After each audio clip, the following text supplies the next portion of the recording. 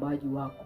Biblia inatuambia vema, tunaomba lakini hatupati, na hata tunapoomba tunaomba vibaya. Sasa nini ambayo kuomba sahihi? Hebu mwambie Mungu, ninaiomba neema yako.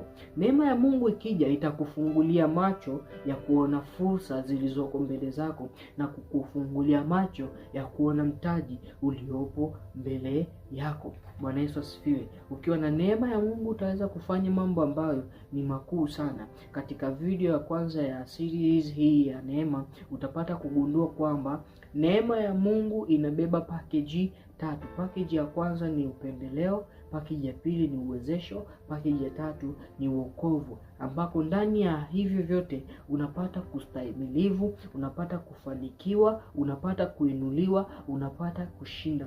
Nini ambacho unakihitaji sana? Unahitaji neema ya Mungu katika mambo yako yote, ili kufungulia fursa katika hiyo njia ambazo unaziendea, katika hiyo